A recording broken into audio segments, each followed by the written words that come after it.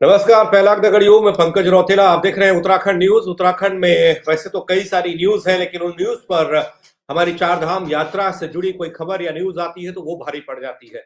चार धाम यात्रा की शुरुआत होगी आने वाले वक्त में। हालांकि शीतकालीन यात्रा चल रही है, लेकिन इससे इतर आगामी चार धाम यात्रा को लेकर 2026 वाली चार धाम यात्रा कैसी होगी, इसके लिए मंथन होना शुरू हो चुका है।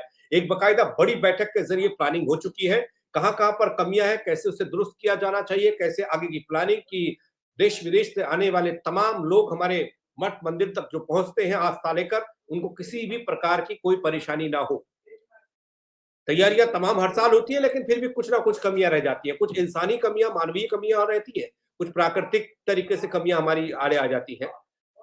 काफी परेशानियां भी हमको झेलनी पड़ती है, लेकिन उन सबसे इतर आज हमें जानना चाहते हैं कि इससे पहले चार धाम यात्रा, आज अभी शीतकालीन यात्रा और आगामी 26 की चार धाम यात्रा, जिसकी तारीख का ऐलान होना भी बाकी है। फरवरी मध्य में ऐलान भी हो जाएगा कि कब कपाट खुलेंगे कहाँ के। लेकिन तैयारियों को लेकर, चुनौतियों को लेकर हम बात करेंगे। हमारे साथ पुरोहित समाज से जुड़े हुए लोग, चाहे वो बद्री केदारनाथ से ताल्लुक, बद्री विशाल से ताल्लुक रखने वाले हो, गंगोत्री से ताल्लुक रखने वाले हो, केदारनाथ से ताल्लुक रखने वाले हो, वो सब हमारे साथ एक पैनल में मौजूद है। चर्चा उनसे करेंगे। आचार्य नरेश आनंद नौटियाल जी पुरोहित हमारे साथ हैं। कृष्णा सेमवाल वरिष्ठ पत्रकार हमारे साथ हैं। सुरेश नेमवाल जी पुरोहित हैं, वो हमारे साथ हैं। धीरज पंचभैया हमारे साथ पुरोहित मौजूद है। और आप सारे लोग, बहुत स्वागत है आप सभी का। आप सब लोग हमारे धामों से ताल्लुक रखते हैं, वहां वहां का परिचय आप सब लोगों से ही होता है। अभी शीतकालीन यात्रा, हम लोगों ने एक सपना देखा कि भैया शीतकालीन यात्रा भी करेंगे तो बढ़िया तरीके से हमारा साल भर हमारी यात्राएं चलती रहेंगी, आमदनी और लोगों का जो आना जाना है वो लगा रहेगा। और आगामी 26 की चारधाम यात्रा के लिए भी हम तैयारियां करने में जुट चुके हैं। चर्चा की शुरुआत में आचार्य नरेश आनंद नौटियाल जी से करता हूं, एक साइड से। नरेश आनंद जी, थोड़ा सा मुझे पिछले साल का अनुभव, इस साल की शीतकालीन यात्रा जो भी चल रही है, और आगामी चुनौतियां, मतलब जो अगला अगला होगा, जब कपाट खुलने की तारीख का ऐलान और फिर यात्रा का रजिस्ट्रेशन वगैरह होगा, आप तीनों में थोड़ा सा बताइएगा कि कैसा रहा है अनुभव, कैसा हमको और करने की जरूरत है, और मौजूदा वक्त में स्थिति क्या है। क्योंकि कभी तो मौसम बाधा डालता है, कुछ हमारी मानवीय चूक रह जाती है कई जगहों पर। बद्री विशाला, आप सभी को जय बद्री विशाल, और रोतेला जी आपके पूरे दर्शकों को जय बद्री विशाल। जय बद्री विशाल। आंगल वर्ष की भी बहुत बहुत शुभकामनाएं। देखिए रोतेला जी, जो अब 2026 की यात्रा का जो प्रारंभ होगा, उसका 23 जनवरी को बसंत पंचमी के दिन तय किया जाएगा। अब सरकार यात्रा को प्रारंभ करने की जो अपनी तैयारियां हैं, सर्वप्रथम तो जो ऋषिकेश से और बद्रीनाथ, गंगोत्री, यमुनोत्री में जो ऑल वेदर रोड है, जो हमारा मुख्य रास्ता है, जो जाने का रास्ता है, उसमें आप देखिए कि जो ऑल वेदर रोड के नाम पर जगह जगह मलबे पड़े हुए हैं, कहीं कहीं तो सिंगल रोड हो चुकी है। यात्रा काल में टंगड़ी के पास ऐसी सिंगल रोड है कि अगर बद्रीनाथ से भी रोड आए, गाड़ियां आएगी, और जो पूरे एक साथ रेला निकलता है, गोविंद घाट, घांगरा, हेमकुंड साहिब का यात्रा और बद्रीनाथ जी की यात्रा, और जो स्थानीय लोगों का अपनी गाड़ियां जो आती हैं, वो टंगड़ी के पास आकर के रेला बन जाता है और 6-6, 7-7 किलोमीटर का जाम लग जाता है, क्योंकि सिंगल रोड है। और ऐसे ही तमाम ऋषिकेश से ऊपर आते हुए मलबे पड़े हुए हैं जगह जगह पर। अभी भी ये शीतकालीन जो यात्रा है, जो शीतकालीन यात्रा में हम शंकराचार्य जी के साथ जब हम इस यात्रा को हम देखते हैं, तो उस यात्रा में भी जगह जगह चारों धामों में ऐसा वो पड़ा हुआ है, मलबा पड़ा हुआ है, और उस मलबे को भी अभी हटाने का कोई कवायद नहीं है। बाकी प्रशासन कैसे काम करता है ये तो वो ही बेहतर तरीके से बता पाएंगे। लेकिन गत वर्ष का जो हमारा अनुभव रहा, उस अनुभव में हमने देखा प्रभु कि बद्रीनाथ जी में सबसे पहले तो जो वहां जब हम पुरोहित लोग जाते हैं, तो वहां पानी की और बिजली की समस्याएं, क्योंकि इन्होंने जो मास्टर प्लान के नाम पर तीर्थ पुरोहितों के मकान वगैरह जो तोड़े हुए हैं, उनमें लाइट वगैरह रिस्टोर करने का कोई साधन नहीं है। वहां पे जब हम लोग जाते हैं, लड़ाई लड़ते हैं, गत वर्ष भी हमने यही किया है। पानी के कनेक्शन हमारे तब जोड़े गए जब हमने वहां पर आंदोलन किया, और हमारे इस आंदोलन को मई के बीच में जोड़ा गया पानी के भी, और जो हमारे जो रास्ते हैं वो तक इन्होंने ध्वस्त कर दिए हैं, क्योंकि अभी शीत कालों में ये काम कर रहे हैं वहां पे। और जब यात्रा प्रारंभ हो जाती है, उस यात्रा के दौरान जब कोई तीर्थ यात्री या फिर कोई स्थानीय व्यक्ति बीमार हो जाता है तो मेडिकल टीम केवल जो है रेफर करवा देती है।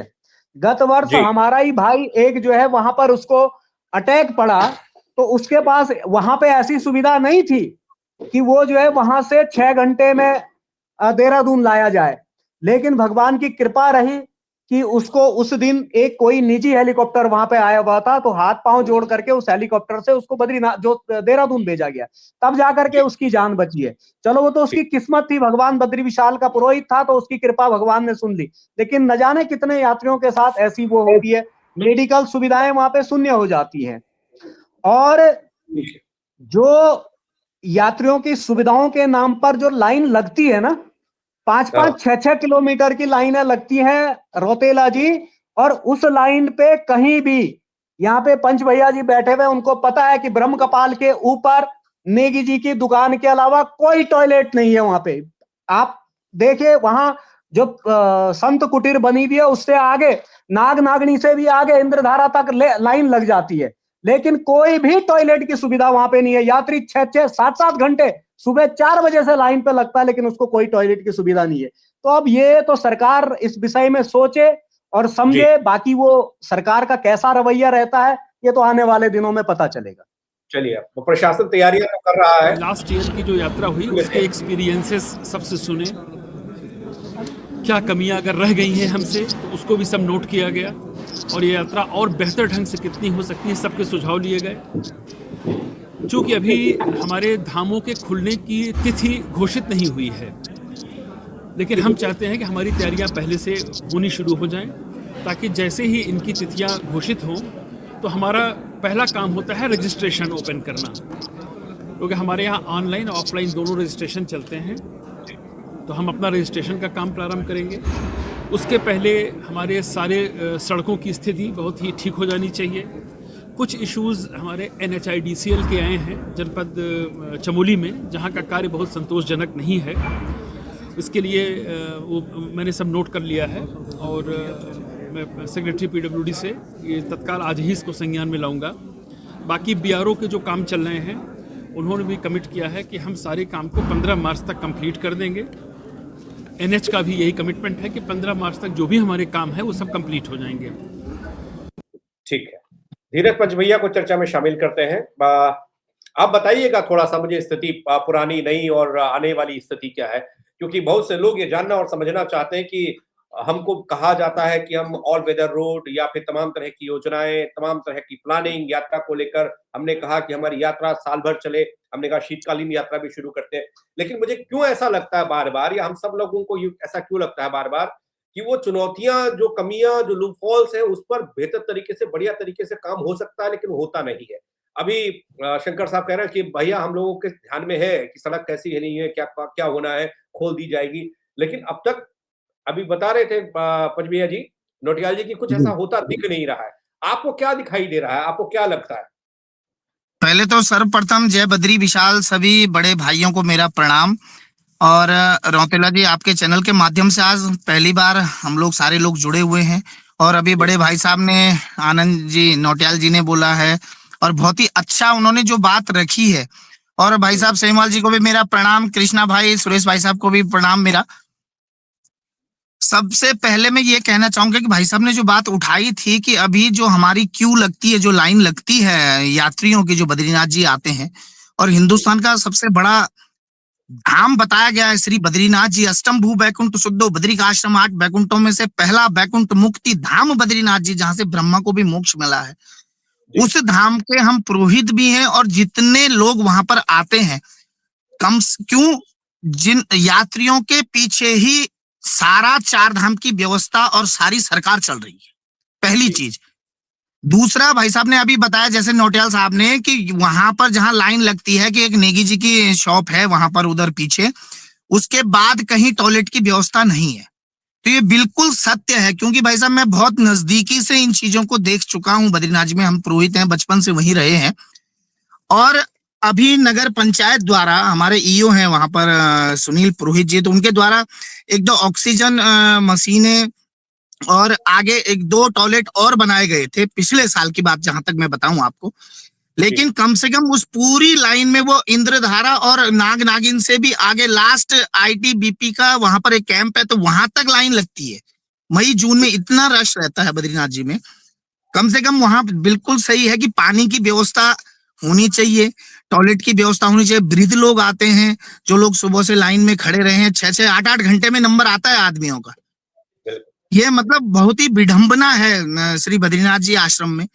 दूसरा, एक पुरोहित के नाते मैं ये भी कहूंगा कि रजिस्ट्रेशन वाली बात अभी कमिश्नर साहब अभी आपने चलाया था कि बता रहे हैं कि वहां पर बात हुई है, जब भी खुलेगा तो पीडब्ल्यूडी और उनको किया गया है। यहाँ से आदेश तो सबको हो जाता है, लेकिन जो धरातल पर वहां है, हमारे एक्शन है, जेई है, एई है, वो खुद जाकर वहां पर धरातल पे वो चीज देख नहीं रहे।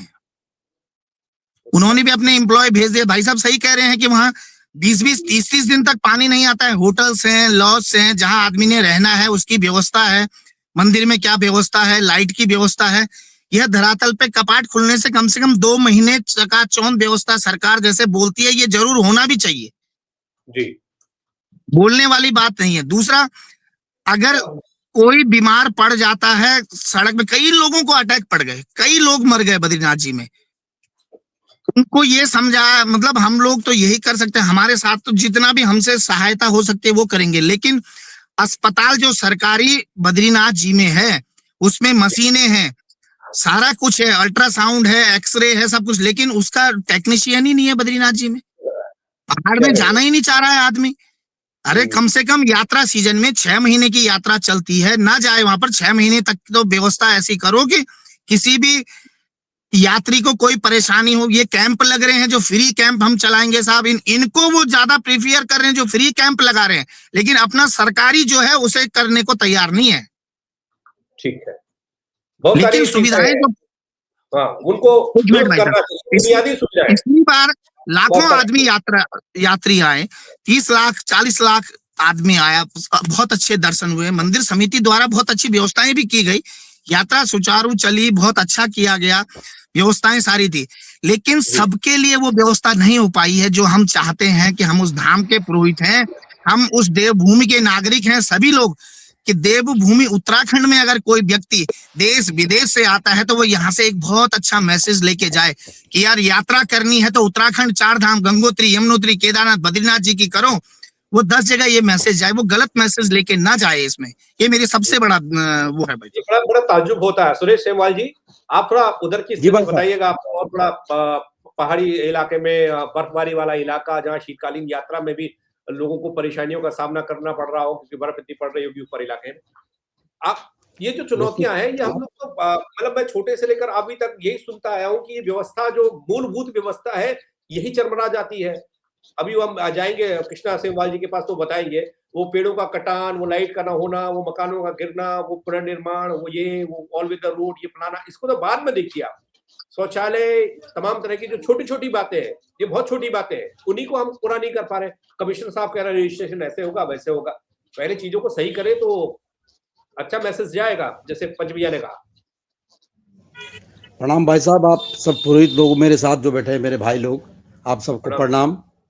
पंकज भाई, सबसे बड़ी जो हमारी जो अभी किसी वक्ता ने, किसी ने कहा पहले भी, कनेक्टिविटी की बहुत बड़ी कमी है भेजी। एक गाड़ी अगर आती है तो दूसरी गाड़ी का क्रॉस होना मुश्किल हो जाता है। अब तो हम ये सोचते हैं कि चलो मंदिर समितियां हम खुद ऑर्गेनाइज करते हैं, खुद देखते हैं। तो हमने वहाँ शौचालय बहुत अच्छे बना रखे, खुद मंदिर समिति ने भी। 40 सीटर एक है, 20 सीटर एक है, पानी की व्यवस्था भी हम लड़ लेंगे। लेकिन यात्री जो 10-10, 12-12 घंटे गाड़ी में सोता है, सबसे बड़ी कमी है भाई साहब कि रोड को एक बड़ी गाड़ी अगर यहाँ से जाती है तो दूसरी गाड़ी का आना बहुत मुश्किल है। ये सबसे बड़ी है। मैं तो कमिश्नर साहब से मैंने पहले भी कहा था पिछली मीटिंग में कि आप सबसे पहले यहाँ से चारों धाम की रोडों की कनेक्टिविटी को ठीक करिए। नंबर 1 तो भाई साहब ये। नंबर 2 भाई साहब, जो रजिस्ट्रेशन वाला मामला था, इससे भी मैंने पिछली बार आपत्ति की थी। सरकार ने ये रजिस्ट्रेशन मामला आज तक पहले कभी नहीं था और किसी भी धाम में ये है नहीं। तो मैं समझ नहीं पाता हूं कि चारों धाम के लिए ये क्यों ना इसको पूर्णतः समाप्त कर दिया जाए। यात्री अगर आता है, मैंने पिछली बार भी मीटिंग में कहा था ऋषिकेश वाली में, भाई साहब आता है यात्री गांव से, माना प्रतापगढ़ से आया, उसको पता ही नहीं है पहले कि क्या कैसे क्या किया जाता है, और वो 10-10 दिन 15-15 दिन ऋषिकेश में रह के और बेचारा भूखा प्यासा चले जाता है, जो असली श्रद्धालु है। तो मेरा निवेदन तो भाई साहब आपके माध्यम से ये है कि सबसे पहले रोड की कनेक्टिविटी को अब नहीं करेंगे तो कब करेंगे? केवल 2 महीने रह चुके हैं। रोड जहां जहां चौड़ी करनी है वहां तत्काल रोडें चौड़ी करें भाई जी, पहले रोड बने जिससे यात्री आराम से आए, नंबर 1। नंबर 2, ये रजिस्ट्रेशन वाला मामला पूरी तरह खत्म होना चाहिए। तिरुपति बाला में कहीं नहीं है, जहां लाखों करोड़ों लोग जाते हैं। तो आपके माध्यम से दूसरा निवेदन मेरा, रजिस्ट्रेशन पूरा खत्म होना चाहिए। और व्यक्तिगत तौर पे जो गंगोत्री की जो समस्या है वो छोटी मोटी, वो तो पानी के लिए मैंने बोला था, तो शायद तो पानी वाला भी हो जाएगा। ये तो काम सब जिला स्तर पे, जिलाधिकारी अगर अच्छा है तो सब काम हो जाते हैं सर ना जी। पर भाई साहब ये 2 चीजें हैं, तो कनेक्टिविटी सही हो, तत्काल रोड बन जाए 2 महीने में जितना उनको काम करना है, और दूसरा भाई साहब ये रजिस्ट्रेशन वाला मामला पूरी तरह से खत्म होना चाहिए। ये मेरी 2 मांग है विशेषकर। यात्री को हाँ, अब पत्रकार एक वो नजर रखता है जिसको लगता है कि सही भी सही है, गलत भी गलत है, वो कहने की ताकत रखता है। सीमा साहब, में आने का कारण यही कि सब लोगों के आप सुन ले, आप थोड़ा मुझे असल स्थिति बताएं।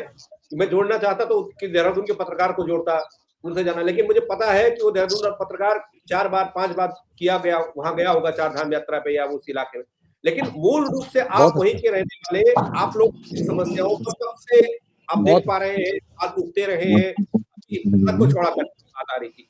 मैं देख रहा हूँ उत्तरकाशी में का विरोध हो रहा है ना, कहीं पर विरोध हो रहा है, कहीं पर घर तोड़े गए तो लाइट नहीं दी गई, उसका अलग से एक मसला है। ये समस्याओं के बीच हम यात्राएं हर साल शुरू कर देते हैं। देहरादून में प्रेस कॉन्फ्रेंस करके बड़ी घोषणा करना बहुत आसान लगता है, लेकिन जमीनी हकीकत तो ये सेमवाल जी, पंच भैया और ये आनंद नौटियाल जी बता रहे हैं। आप क्या कहेंगे? जी रौतेला जी, आपको और आपके दर्शकों को नमस्कार। और आज आपकी इस डिबेट के माध्यम से साक्षात एक तरह से कहें सभी धामों के जो तीर्थ पुरोहित हैं उनके माध्यम से एक तरह से कहें धामों के दर्शनों का भी पुण्य लाभ एक मिल गया। सभी को मेरा प्रणाम जो भी लोग इस चर्चा में जुड़े हुए हैं। एक सबसे बड़ी बात है कि जो आज जो मीटिंग हुई है देहरादून में, उसके अलावा अभी क्योंकि पहली मीटिंग है और अभी आने वाले जो पूरे 2 महीने हैं उसमें दर्जनों मीटिंग होंगी, वो चीफ सेक्रेटरी के लेवल की और अन्य जितने भी अधिकारी हैं, बड़े उच्च स्तर के अधिकारी, उनके लेवल की मीटिंग होगी। और उसके अलावा जो जिला स्तर की मीटिंग है, जिला अधिकारी के स्तर की भी मीटिंग होगी। लेकिन सबसे जो मुख्य बात है जो निकल करके आई है, जो मूलभूत सुविधाएं जो यात्री को चाहिए होती है, जो पीड़ा सभी तीर्थ विरोधियों ने दिखाई कि मीटिंग्स तो हो रही है लेकिन जो व्यवस्थाएं होनी चाहिए वो अंजाम तक नहीं पहुंच पाती है बहुत सारी मीटिंगों के बावजूद। अब हमको पिछली जो यात्रा थी वो उसको भी एक सरसरी निगाह उस ओर डालनी होगी कि किस तरह से पिछले वर्ष की यात्रा रही और क्या कुछ खामियां रही, क्योंकि ये मीटिंग्स का दौर पिछले साल भी और जब भी यात्रा होती है उससे पहले हमेशा होता है। तो अगर आंकड़ों के हिसाब से देखें तो 51 लाख से अधिक तीर्थयात्री जो है चारधाम में पिछले साल पहुंचा। आंकड़ों के दृष्टिकोण से एक सफल यात्रा थी। लेकिन व्यवस्थाओं की अगर बात करें, जो सबसे छोटी व्यवस्था है शौचालय की जो बात उठी, अभी बद्रीनाथ की बात हुई और अन्य धामों की बात हुई, केदारनाथ की भी अगर बात करें तो वहां भी लगभग 5-5, 6-6 घंटे जो रियल तीर्थयात्री, जैसे अभी एक शब्द आया था कि जो असली तीर्थयात्री होता है वो ऋषिकेश में रजिस्ट्रेशन की बात जो उठी थी उसको लेकर के कि जो असली तीर्थयात्री होती है वो रजिस्ट्रेशन के चक्कर में वहीं से वापस हो जाता है। और केदारनाथ की बात करें तो वहां पर भी 5-5 घंटे जो तीर्थयात्री है वो लाइनों में दर्शनों का इंतजार करता है। उसके बावजूद भी उनके लिए भी जो सुविधाओं की बात जो उठी हुई है, मूलभूत सुविधाओं की, छोटी सी सुविधाओं की बात उठी है, वो नहीं मिल पाती है। तो मैं बिल्कुल सहमत हूं जो अभी पिछली बातें आई हैं। तो मेरा एक तो कहना है कि जो भी मीटिंग्स होती हैं उसमें अनिवार्य रूप से जो तीर्थ पुरोहित हैं या स्थानीय स्टेक होल्डर्स हैं, जो व्यापारी हैं, होटल व्यवसायी, उनको जरूर शामिल किया जाए, उनकी राय को तवज्जो दी जाए। बड़े अधिकारी जो है जो फीडबैक लेते हैं, किनसे लेते हैं? जो लोग वहां पे ग्राउंड पे हैं, जो लोग वहां से जुड़े हुए लोग हैं, उनकी राय को अवश्य तवज्जो दिया है। अब सबसे बड़ी समस्या जो निकल करके आ रही है वो हमेशा से रही है, जो कनेक्टिविटी है, जो रोड की कनेक्टिविटी है, वो उसकी स्थिति बहुत संतोषजनक नहीं है।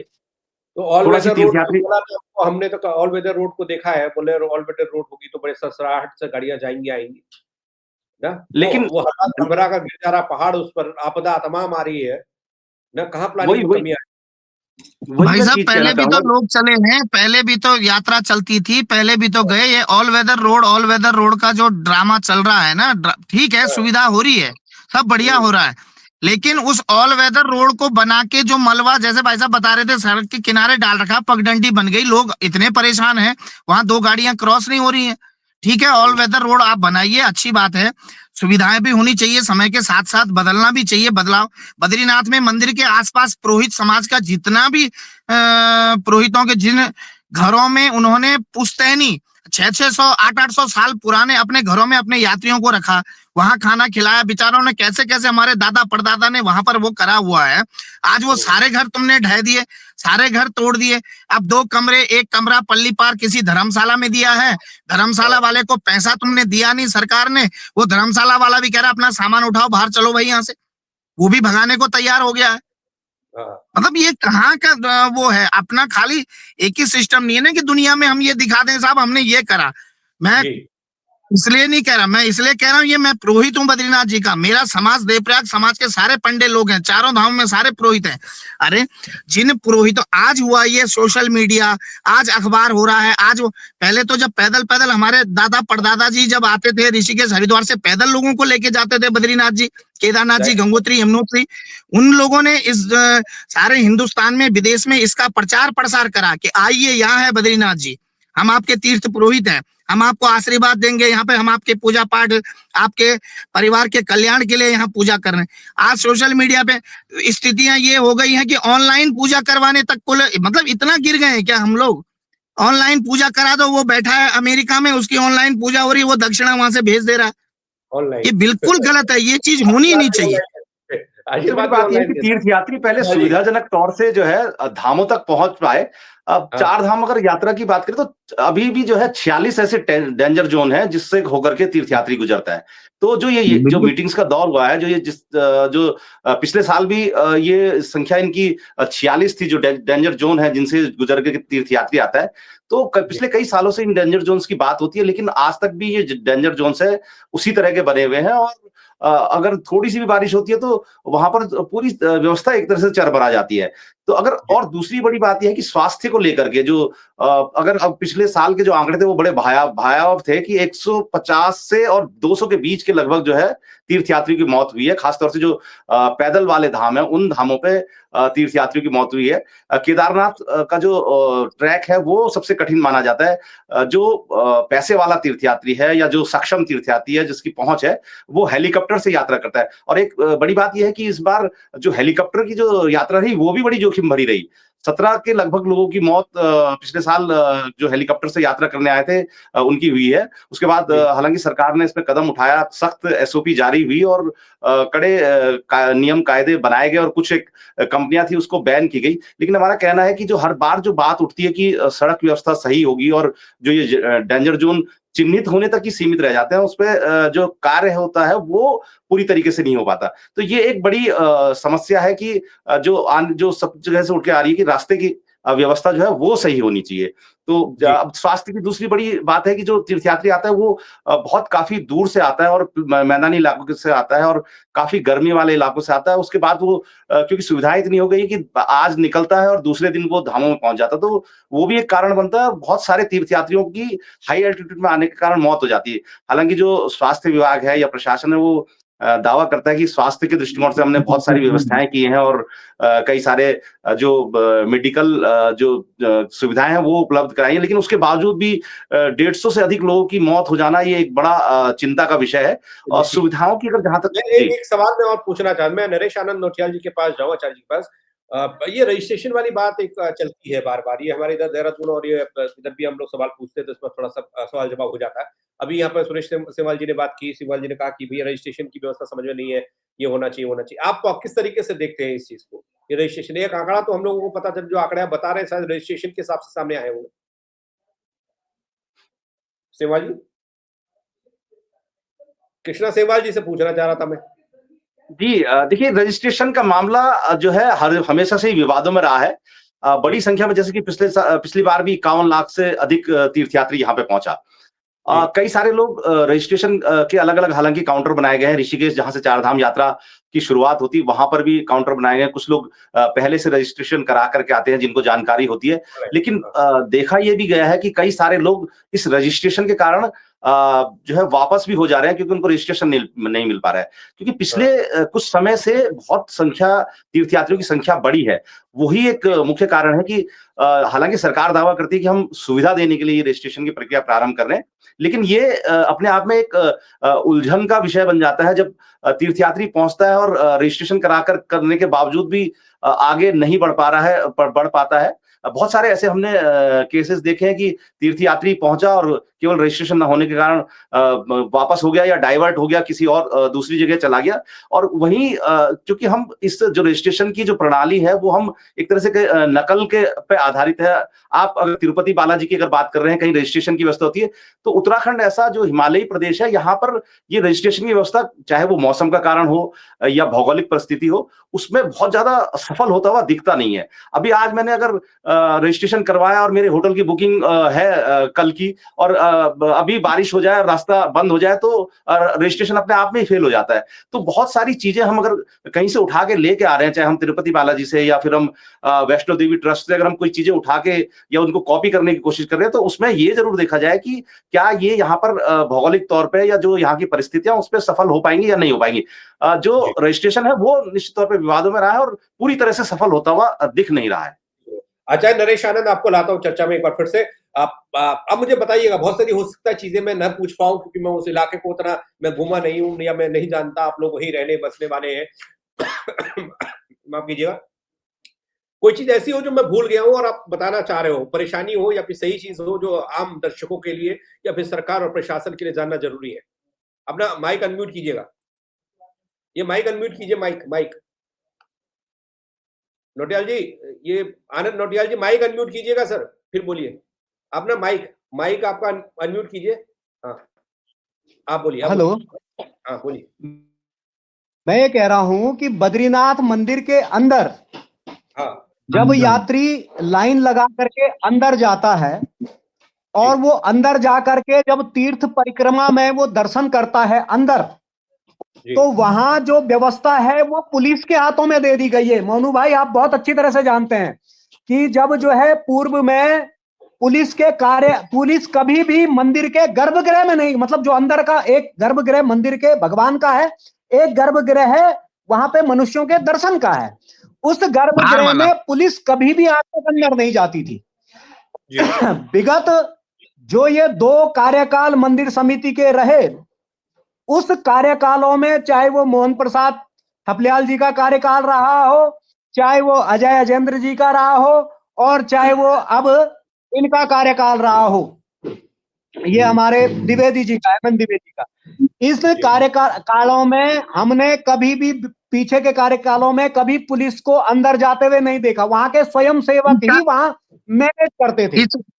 और दूसरी बात यह है, इस बार हटा दिया है, इस बार माननीय अध्यक्ष जी ने इस बार हटा दिया। पहले उन्होंने खुद यही बात कही कि मंदिर के अंदर पुलिस का कोई काम ही नहीं है। हेमंत द्विवेदी जी ने बिल्कुल नहीं, ये हटा दिया, वो बिल्कुल है, लेकिन क्या है, जब ये अभी यात्रा खुलेगी ना, रहेगा तो मंदिर के कर्मचारी रहेंगे, पुरोहित लोग जो हैं वो रहेंगे, लेकिन पुलिस का कोई काम नहीं है कि मंदिर के गर्भगृह। बिल्कुल नहीं, ये बिल्कुल। और इन्होंने जो है अभी जब ये यात्रा खुलेगी ना, अब जैसे ही यात्रा का खुलने का दिन होगा, अंदर देखना वहां सारे वीआईपी पुलिस वाले ही होंगे, सारे के सारे पुलिस वाले वहां लाइन लगवाते हैं। लेकिन पूर्व काल में कभी हमने पुलिस को नहीं देखा था, ये बात हम कहना चाह रहे हैं। और मोनू भाई, वास्तविकता है ये जब वहां पे बिल्कुल संज्ञान में रहेगा भाई साहब, फर्स्ट ये संज्ञान में रहेगी ये बात। हाँ, और हमारे तीर्थ पुरोहित तो बाहर ही खड़े रहते हैं, वो तो जा ही नहीं पाते अंदर, पुलिस वाले धक्का मारते हैं उन्हें। पुलिस वाले हमारा कपाल के, हम जो है ब्रह्म कपाल, जितने हम तीर्थ हैं ब्रह्म कपाल के लोग हैं, कुछ कह रहे हैं सरकार। अनुरोध किया गया। अनुरोध ये जितने किया हम गया था रंग पिछले कपास साल इस व्यवस्था राइट वीआईपी जो कल्चर है, वीआईपी जो दर्शनों की व्यवस्था है, वो निश्चित तौर पे बहुत बाधक बनती है। जो निर्बाध जो दर्शनों की प्रक्रिया होती है, वो निश्चित तौर पे ये वीआईपी जो व्यवस्था है। वीआईपी कल्चर को खत्म करिए ना। इस बारे में मैं इस बारे में भी मैं कहना चाह रहा था कि पुलिस वाले ही वहां वीआईपी बनवा करके भेजते हैं, वही भेजते हैं मंदिर के कर्मचारियों को, वही लोग कहते हैं कि भाई भाई आप साहब वहां जाइए। इस टाइम मैं एक सदस्य के नाते बोलना चाह रहा हूं भाई साहब। इस बार माननीय अध्यक्ष जी के संज्ञान में जब ये बातें आई थी तो उस टाइम हमने एक और चीज भी कर दी उनके द्वारा कि जो भी वीआईपी आता है वो अपनी चिट्ठी लेके आता है। अगर आता है किसी रिश्तेदार को, नातेदार को, कुछ भी वो कोई चिट्ठी उसकी मान्य न की जाए। अगर वीआईपी आ रहा है तो खुद आए, खुद वो दर्शन। उसके वीआईपी के तो सारा खानदान वीआईपी हो जा रहा है। पंच भैया जी, जब सारा इसका विरोध हुआ, आपको पता है सतपाल महाराज का घेराव किया गया, तब जा करके ये व्यवस्थाएं बनी। आप तो जानते हैं इस बारे में। आप बशर्ते सदस्य हैं, सब कुछ है, और दूसरा लेकिन वास्तविकता है, आप इससे जी, डिनाई जी, नहीं कर सकते हैं। दूसरा क्योंकि भाई साहब आप माननीय पहले- अध्यक्ष जी ने आप एक आदेश पहले उसमें पुरोहित और भी हैं, किया है फिर सभी के सदस्य। लिए मैं भी सदस्य रहा हूँ, कि मैं भी सदस्य रहा हूँ, मैं भी सदस्य रहा हूँ, और हमने बिल्कुल दिवाकर- बिल्कुल सबसे पहले भाई साहब हमने तो डिबेट में आने से पहले एक ही बात बोली कि मैं पहले बद्रीनाथ मंदिर का पुजारी हूँ पुरोहित भैया, है, बद्रीनाथ का पुरोहित हूँ। सही बात। ये तो व्यवस्थाएं अलग चीज है, ये तो सरकार शासन की व्यवस्था, ये तो 2-4 साल की व्यवस्था है, ये अलग बात है। क्योंकि मोनू भैया, अगर हम इस अभी चीज को हम करेंगे ना, इसका संदेश दूर तक जाता, हमारी यात्रा पे फर्क पड़ता है। मैं तो बहुत विपक्ष फर्क का पड़- आदमी में न जाने क्या और क्या पड़ बोल ही रहा- सकता हूँ।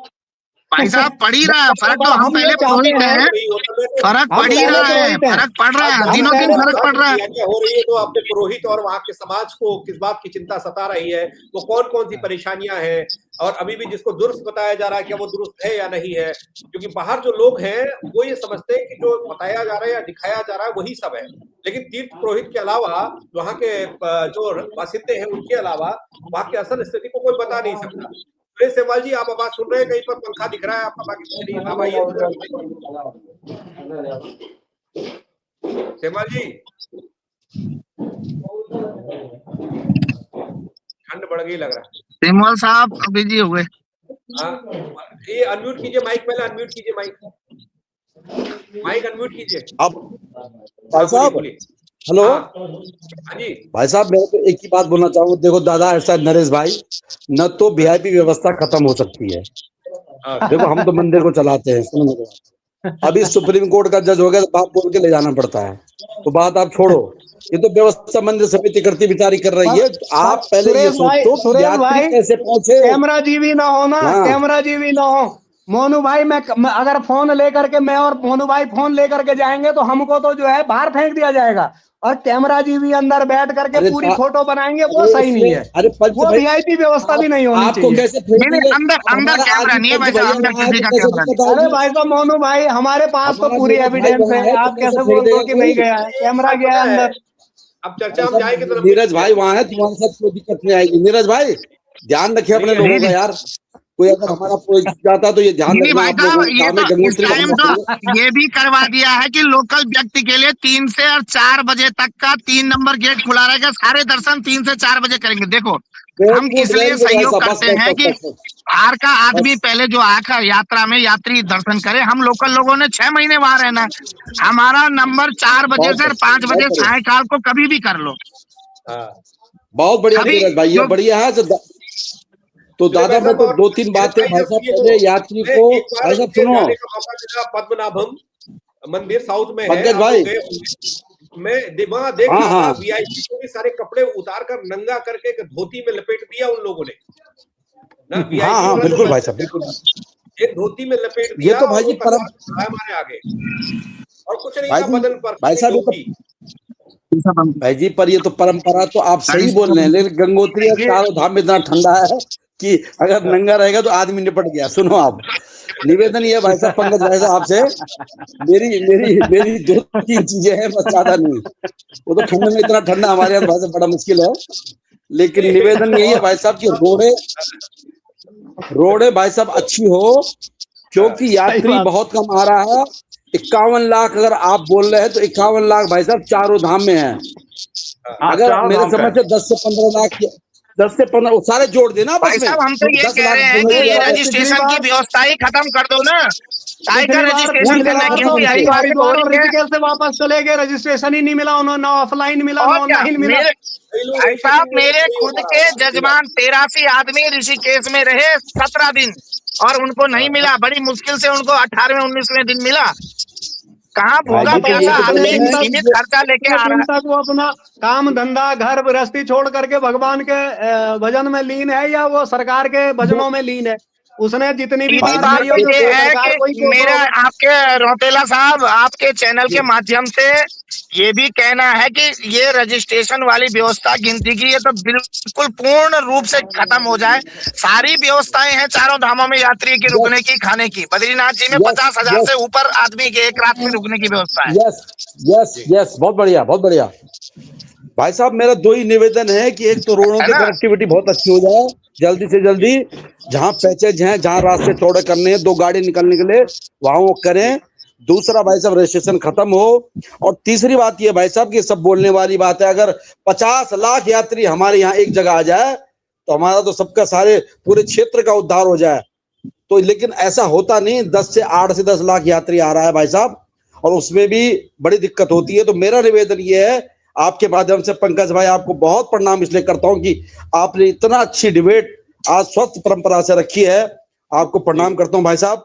और आप इतना अच्छा कर रहे हैं, लगातार आप हमारी आवाजों को उठाते रहे और रोडों को कनेक्टिविटी ठीक करिए भाई साहब। बाकी तो छोटे मोटे आपने सामान नहीं है, पानी बिजली लड़ झगड़ के जिलाधिकारी से विधायक से हो जाएगा ये काम, है ना? तो ये बहुत मैं चाहता हूँ भाई साहब, आपने बहुत अच्छा एक चीज बोलूंगा भाई साहब, एक चीज में आ रहा हूँ सभी भाइयों से निवेदन, एक बात और, जब बद्रीनाथ जी के कपाट खुलते हैं पिछली बार तो डोली जो हमारी भगवान नारायण की आती है जोशीमठ से, वो डोली हमारा जो घर है पंच भैया मोहल्ला उसे कुबेर गली कहते हैं, वो भाई साहब जानते हैं नोटियाल साहब, वो पूरा टूट के नीचे चला गया। मेरा घर भी उसमें सब चला गया, पुश्तैनी मकान जो था। हम चलो कोई बात नहीं, मकान तो बन जाएगा, लेकिन मैं ये कह रहा हूँ जिस नारायण के पीछे हमारे घर चल रहे हैं, जिस बद्री विशाल के पीछे पूरा हमारा उत्तराखंड और पूरा हिंदुस्तान चल रहा है, भैया उस कुबेर गली को तो बना दो जहां से भगवान नारायण की डोली जाएगी। रावल जी जाएंगे, साथ में नीचे से रास्ता बना है, उधर से सिल्वर लाइन का पाइप निकाल रखा है, तो वहां से तो डोली जाएगी। जो असली रास्ता है, इस टाइम हमारे ऊपर वाले घर के रास्ते डोली गई, अरे तो उस रास्ते को तो बनवा दो महाराज, हाथ जोड़ के कह रहा हूँ, नहीं तो बिल्कुल ये विनाश की स्थिति शुरू हो जाएगी। मोनू भाई एक और ऐसी प्रकार का मामला मैं और आपको बताऊं, वो जो हमारे पंचधाराएं हैं उसमें से कुर्मधारा जो है हमारा, प्रहलाद धारा, कुर्मधारा, वो तो बिल्कुल ही खत्म हो गया। जो हमारा कुर्मधारा था वो बिल्कुल ही खत्म कर दिया गया है। बद्रीनाथ और केदारनाथ में सारे बंद हो गए, जो निर्माण कार्य चल रहे हैं, जो बद्रीनाथ और केदारनाथ में जो निर्माण कार्य चल रहे हैं उसको लेकर के पहले तो जो है बद्रीनाथ, केदारनाथ, गंगोत्री, यमुनोत्री ये है, ये धाम है जो लोग यहाँ शांति के लिए पहुंचता था, अपने पूजा पाठ और जो कर्म होते हैं, जो धार्मिक क्रियाएं हैं उनके लिए पहुंचता था। लेकिन पिछले कुछ समय से बद्रीनाथ, केदारनाथ और ये धाम जो है वो आंदोलनों के क्षेत्र बन गए हैं। तो जैसे अभी चीजें उठ रही हैं, कई सारी चीजें जो स्थानीय तौर पे जो वहां पे बड़े स्तर पे जो निर्माण कार्य है उसको लेकर के लोगों में असंतोष है, जैसे कि अभी दिख भी रहा है, और जो परंपराएं हैं वो भी उससे बाधित हो रही हैं। कुर्मधारा एक जो जिससे भगवान बद्री विशाल का ये बेहतर तरीके से बताएंगे, जलाभिषेक भी जल जो है वहां से लिया जाता है, वो भी बाधित हुआ है। पिछले समय जो है हमने जो अपने मीडिया रिपोर्ट्स में भी इस चीज को दिखाया था कि जो परंपराएं हैं आधुनिकीकरण किया जाए, उसमें कोई परेशानी नहीं है। जो तीर्थयात्री, क्योंकि अब और दूर दूर से देश से नहीं विदेशों से भी तीर्थयात्री पहुंच रहे हैं, तो उसको उस तरह की सुविधाएं भी चाहिए और मिलनी भी चाहिए। बड़े निर्माण कार्य वहां हो रहे हैं, लेकिन जो परंपराएं हैं और जो धार्मिक मान्यता है उनसे छेड़छाड़ कम से कम नहीं की जानी चाहिए। और जो रजिस्ट्रेशन की बात है या जो अन्य चीजें हैं उसके कारण लगातार धामों में जो एक आंदोलन की स्थिति पैदा हो रही, तो वो एक गलत संदेश जा रहा है। इन चीजों की ओर जरूर जो है स्थानीय प्रशासन को ध्यान देना चाहिए। एक और छोटा सा सवाल सेमवाल जी मैं आपसे करना चाहता हूँ, फिर उसके बाद मेरे को लगता है कि हमको चर्चा समाप्त करनी पड़ेगी। मैं भी देख रहा था अगस्त मुनि में मुनि महाराज की डोली को लेकर काफी विवाद हो रहा है ना आनंद नौटियाल जी? जी बिल्कुल। ये बताऊं कि डोली और प्रशासनिक लोगों के साथ भक्तों का टकराव, ये कलयुगी होगा भी तो हो रहा है। नहीं, ये संयोग नहीं है, ये प्रयोग किया गया है। दरअसल में वो जो अगस्त मुनि का मैदान है उसके लिए कुछ फंड अलॉट हुआ है, वो अलॉट हुआ, अब उसको ठिकाने लगाने का कार्यक्रम हो रहा है। जबकि मैं मुनि महाराज का जो वो मैदान है और जो मुनि महाराज की डोली है, देखिए पहाड़ों की कोई भी डोली, जाख, देवता, देवर जो होते हैं वो आपने देखा होगा रौतेला जी, वो पुलों से भी नहीं जाते हैं, या तो पुल के ऊपर से जाएंगे या नदी को तैरते हुए जाएंगे, पुल के नीचे से भी नहीं जाते हैं। तो वैसे ही मुनि महाराज की जो डोली है वो अपने रास्ते खुद तय करती है। प्रशासन, वहां के डीएम साहब कितने असंवेदनशील लोग हैं इस शासन में बैठे हुए। आप ये देखो कि जो डोली है वो अपना रास्ता खुद तय करती है, स्वयं में तय करती है कि हमको किस रास्ते से जाना है। और डीएम साहब बता रहे हैं कि हमने ये रास्ता बताया था, ये रास्ता बताया था, ये रास्ता। अरे भाई तुम कौन होते हो देवी देवताओं को रास्ता दिखाने वाले? वो तुम्हारे रास्ते दिखाने वाले हैं कि तुम इस रास्ते पे चलो, तुम्हारा कल्याण होगा। तुम देवी डोलियों को बोल रहे हो तुमको ये रास्ता बता रखा था, यहां से जाएगी। देवी डोली वो 3 बार प्रयास किया गया है जाने का, लेकिन जब नहीं गई तो फिर उसी रास्ते पे वहां के लोगों ने उस रास्ते का जो ऊपर का मचान था उसको तोड़ा और उनके ऊपर 52 लोगों के ऊपर मुकदमे कर दिए गए। ये मुकदमे उस सरकार ने किए जो धर्म के नाम पर बनी हुई सरकार है, धर्म के नाम पर बनी हुई सरकार है। वो मुकदमे कर रही है उन आस्थावान लोगों को जो उस आस्था को बचाने में लगे हुए हैं। ये लोग हैं। अब आप बताओ कैसे करके ये चलेगी, ये सरकार चलेगी? आपने कहा ना हम धार्मिक महत्व रखने वाला प्रदेश, देवभूमि, और वहां पर इस तरह का टकराव आज देख रहा हूँ। जब मैं पुरोहितों के मुंह से सुरेश सेमवाल जी ऐसी बातें सुन पा रहा हूँ, चाहे तो भरमा रहे हैं और बाहर देश दुनिया को हम दिखा रहे हैं कि हमारी व्यवस्था बिल्कुल चाक चौबंद है, बढ़िया है ना। समस्या तो बहुत सारी है, इसका मतलब छोटी से लेकर बड़ी समस्या तो बहुत बड़ी है।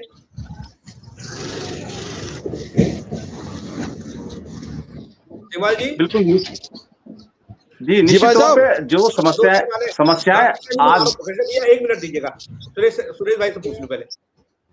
हाँ भाई साहब, मैं तो ये बोल रहा हूँ भाई साहब, जब तक आप हमारा जो चौथे स्तंभ है आवाज उठाते रहेंगे तब हमारा कुछ भला होगा, वो तो है ना। हो जाएगा। और भाई साहब ये समस्याएं तो अपार हैं, ये आप सही बोल रहे हैं, लेकिन निश्चित तौर पे भाई साहब हम सबको जो है सरकार को इस बात को सोचना चाहिए कि यात्रा के लिए समय बहुत कम रह गया है और अप्रैल में हमारे कपाट खुलने हैं। और अगर भाई साहब वहां तक जो है रोडों की कनेक्टिविटी और पानी और बिजली, ये छोटी छोटी व्यवस्थाएं सही नहीं होती तो यात्री कैसे पहुंचेगा वहां तक। बाकी व्यवस्थाएं तो मंदिर वाले, पुरोहित सब देख लेंगे, वीआईपी कल्चर हो चाहे कोई भी चीज हो भाई साहब, ये तो सब मिल बांट के वहां हो जाएगा। लेकिन अगर प्राथमिक व्यवस्थाएं, रोड नहीं मिलेगा, पानी नहीं मिलेगा, बिजली नहीं मिलेगी तो बड़ी दिक्कत हो जाएगी भाई साहब। तो ये सरकार का काम है और इसके भाई साहब आपके माध्यम से हम यही निवेदन करना चाहेंगे कि सबसे पहले वो रोडें बनाए। मैं भी देख के आया 2-3 दिन पहले, एक तो बर्फ पहले नहीं पड़ रही इस बार, और मैं 2-3 दिन पहले गया था, लेकिन स्थिति बड़ी खराब है। जगह जगह जो है छोटी छोटी रोड हो रखी है, एक छोटी गाड़ी का निकलना मुश्किल है, 2 गाड़ी पास नहीं होती भाई साहब। तो जान का भी खतरा है यात्री के लिए। और रजिस्ट्रेशन इसलिए खत्म करना चाहता हूँ। मेरा निवेदन तो ये है कि क्या ये रजिस्ट्रेशन कैंची धाम के लिए भी है, ये भी मेरा प्रश्न है। नहीं है तो अगर और जगह के लिए कोई रजिस्ट्रेशन नहीं है भाई साहब, तो गंगोत्री या चारों धाम के लिए रजिस्ट्रेशन क्यों, ये निवेदन भाई साहब आपके माध्यम से। जी भाई साहब, मतलब वहाँ भी करवाना चाह रहे हैं आप। सेमवाल जी थोड़े शब्दों में थोड़ा बताइएगा, ये लंबो लुबाब है जो परेशानियों का ये जखीरा हमारे सामने आ गया।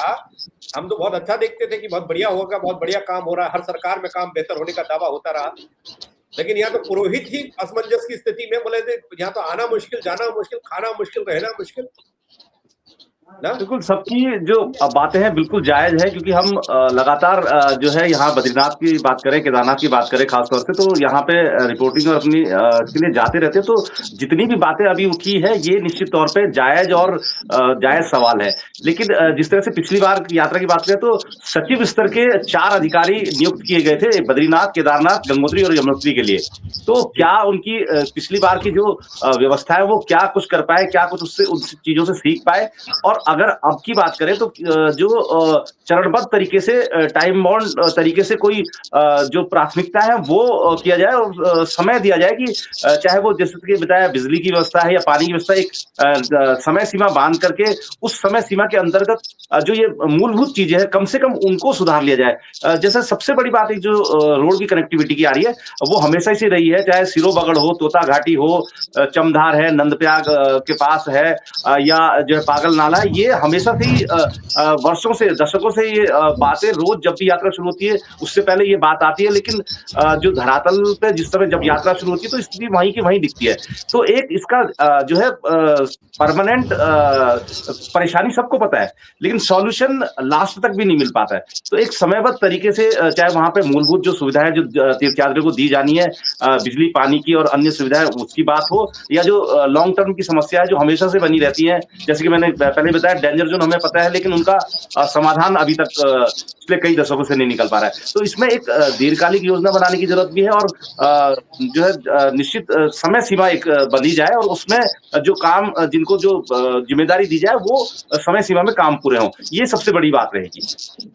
जी, एक चीज तो और ये है कि हम हर साल सड़क साफ करते हैं, बढ़िया बनाते हैं, फिर से आपदा, बारिश, बर्फबारी, फिर से वो मलबा आना, फिर से उसको साफ करना। तो बाकी चीजों को तब सोचेंगे जब रास्ता ही बढ़िया पहले दुरुस्त हो पाए। अब रास्ते में ही कई सारे अड़चने आ रही हैं। बहुत शुक्रिया, आप सबने वक्त दिया मुझे। उम्मीद करता हूँ कि अपनी परेशानी खत्म हो और तमाम जो समस्याएं आप बता रहे हैं उसके समाधान को लेकर काम किया जाए। बहुत शुक्रिया कृष्णा सेमवाल जी, सुरेश सेमवाल जी और आपका भी।